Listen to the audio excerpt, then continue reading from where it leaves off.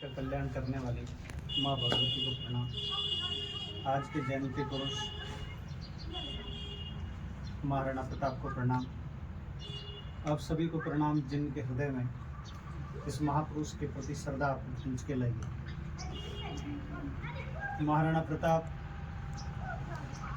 इतिहास का अद्वितीय और अनुपम नाम है। महाराणा प्रताप के बारे में कवि लोग जिन्होंने लिखा वो महाकवि बन गए, जिन्होंने लिखा वो उपन्यासकार बन गए, जिन्होंने जैसा समझ में आया वैसा लिखा। महाराणा प्रताप में जो शास्त्र धर्म की जो विशेषताएं होती है वो सारी की सारी विशेषताएं उस महापुरुष में थी। मुख्य रूप से क्षत्रिय के 7 धर्म जो गीता में बताए हैं, शौर्यम तेजो धृतिदाक्षम युद्धे चापे पलायनम दानमीश्वर भाव शास्त्र कर्म स्वाभजम। शास्त्र प्रवृत्ति उनमें कूट कूट के भरी हुई थी और वो उस भूमि से जन्म लिया था जो प्रत्येक स्वतंत्रता सेनानी के लिए प्रेरणादायी भूमि है। ऐसा कहते हैं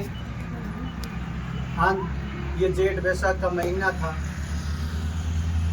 आंधी से बहता हुआ तिनका वृंदावन में चला जाता है और वहाँ वृंदावन के बाकी तिनकों से उनकी मुलाकात होती है। तो कहते हैं कि हम तो वृंदावन के पवित्र भूमि के तिनके और तू बाहर से कहाँ से आ गया। तो वो तिनका वापस जवाब देता है कि रत्ता पानी पी हो, तुम तो यह यमुना का पानी पी करके बड़े हुए हो, लेकिन मैंने रक्त का पानी पिया। रत्ता पानी पीवी हो मिट्टी मारी खान, वृंदावन रात तिणकला गढ़ चित्तौड़ जान। हे वृंदावन के तिणकले, मैं उस भूमि से आया हूँ जहाँ चित्तौड़ के महापुरुषों ने जोहर और साके का साक्षी रहा।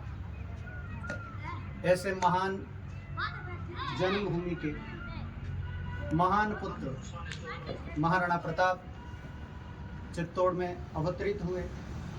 उनका जन्म जैसा कि पूर्व वक्ताओं ने बताया 9 मई 1540 और विक्रम संवत 1597 जेठ शुक्ल तृतीया को जन्म होता है। आप जानते हैं विक्रम संवत और सन में 57 वर्ष का गैप होता है और महाराणा प्रताप की मृत्यु भी 1597 और जन्म भी 1597। मतलब विक्रम संवत 1597 में उनकी मृत्यु होती है और सन 1597 में उनका जन्म होता है। 57 वर्ष की अल्प आयु में जो जितना करना था वो कर लिया। व्यक्ति कितना जीता है, कितना लंबा जीता, ये महत्वपूर्ण नहीं है। व्यक्ति कैसे जीता है और देश और समाज के लिए कितना उपयोगी सिद्ध होता है वो महत्वपूर्ण है। महाराणा प्रताप एक स्वाभिमानी होता है। स्वामी सिंह का जैसे देह अवसान होता है तो उदय सिंह के ऐसा कहते हैं कि 28 पुत्र थे और 28 पुत्रों में बड़े महाराणा प्रताप थे। और राजकीय परंपरा उस समय होती थी कि राजा को न तो हर्ष होता है न शोक होता है, राजा को न दुख होता है, राजा के लिए न तो पराया होता है न कोई अपना होता है। इस विचार को लेकर के एक परंपरा राजकुल में हुआ करती थी कि राजा अपने पिता के अंतिम संस्कार में नहीं जाएगा, क्योंकि राजा को दुख नहीं होता, राजा प्रजा के लिए होता है। और पीछे जो राजा का उत्तराधिकारी युवराज होता था वो अपनी राजगद्दी की तैयारी करता था और बाकी सब सगे संबंधी राजा के अंतिम संस्कार में जाते थे। तो सब अंतिम संस्कार में थे, युवराज नहीं जाना था। लेकिन महाराणा प्रताप को अंतिम संस्कार में देखते हैं कि आप यहाँ कैसे, आप यहाँ कैसे, सब अचंभे से पूछ रहे थे। तो महाराणा प्रताप ने कहा कि मेरे पिताजी महाराणा जी ने जाते जाते मेरे छोटे भाई जगमान को राजा बना के चले गए। जगमान 2 नंबर का भाई था, अपनी रानी के हेत के कारण उनको बना दिया। तो उस समय सलुम्बर के रावत हुआ करते थे कृष्णदास चुंडावत। क्या नाम था? आपके कंपटीशन के एग्जाम में काम आने वाली चीजें हैं। कृष्णदास चुंडावत उस समय सलुम्बर के रावत थे। और जब महाराणा लाखा के समय जब चुंडा ने अपना राज्य छोड़ करके मोकल को राजा बनाया था, उस समय ये व्यवस्था की गई थी कि सलुम्बर के रावत तय करेंगे कि मेवाड़ का महाराणा कौन होगा। तो उन्होंने कहा कि मैं कृष्णदास चुंडावत सलुम्बर का रावत तय करूंगा कि अगला राणा कौन होगा। इसलिए मैं अभी यहाँ खड़े खड़े महाराणा प्रताप का राज्य तिलक करता और शमशान घाट में ही महाराणा प्रताप का राज तिलक हो गया। और उसके बाद में जो राजकीय फंक्शन होता है बाद में हुआ था गोगुंदा में। तो कुल मिलाकर के ऐसी परिस्थिति में 1572 में जैसे ही राजा बनते हैं तो अकबर को यह पता चलता है कि महाराणा उदय सिंह ने जिंदगी भर संघर्ष किया, कभी अकबर के साथ संधि नहीं की, तो वो 4 दूत भेजते हैं। कर्मक्षः परीक्षाओं में पूछे जाते हैं, उल्टे सीधे कर्म करके पूछ लिए जाते हैं कि कर्मानुसार व्यवस्थित कीजिए, या फिर पहले कौन आया था बाद में कौन आया था। तो 1572 में एक दूत आया था जिसका नाम था जलाल खां।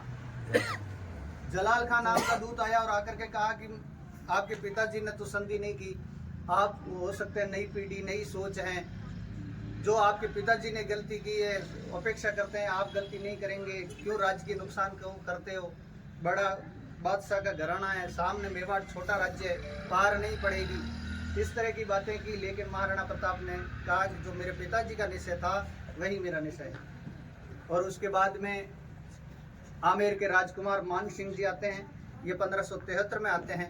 मान सिंह जी के बाद में मान सिंह जी के पिता भगवत दास आते हैं, और तीसरे नंबर पर भगवत दास आने के बाद में अंतिम रूप से दूत भेजते हैं, वो वित्त मंत्री होते हैं अकबर के टोडरमल।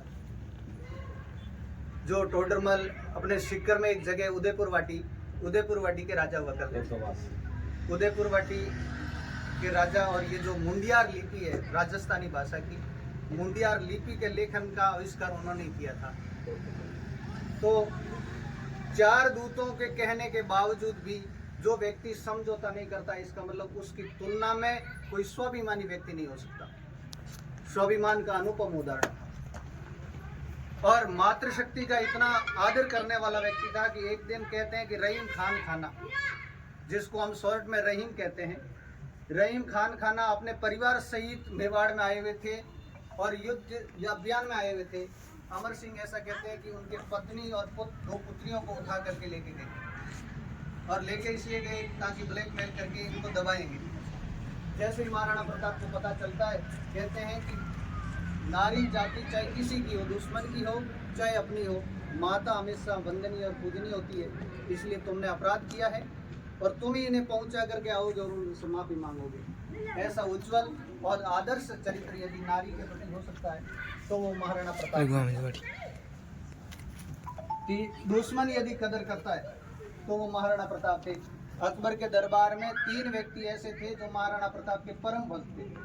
संजय, तो कहने को तो बहुत सारी बातें कही जा सकती है और जितना महाराणा प्रताप के बारे में कहा जाए उतना कम है, लेकिन हमारे जीवन में जो प्रेरक विषय हो सकता है यही है कि महाराणा प्रताप विषम परिस्थितियों में उन्होंने कभी अपना रोना नहीं रोया कि मेरे पास सेना कम है, मेरे पास ये व्यवस्थाएं नहीं है, मेरे पास चित्तौड़ का गढ़ नहीं है, मेरे पास जितनी अकबर के सेलुलर व्यवस्था होनी चाहिए उतनी व्यवस्था नहीं है। जैसे आजकल के विद्यार्थी रोते हैं, हमारे पास तो सुविधाएं नहीं है, हमारे बैठने के लिए एसी के कमरे नहीं है, हमारे बैठने के पढ़ने के लिए टेबल की व्यवस्था नहीं है।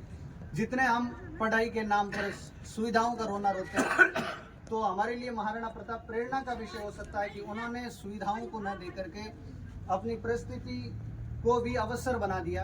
तो हमें जैसी भी परिस्थिति मिली, परिस्थिति को अवसर बना करके जिंदगी में कामयाब होने की प्रेरणा लेनी चाहिए।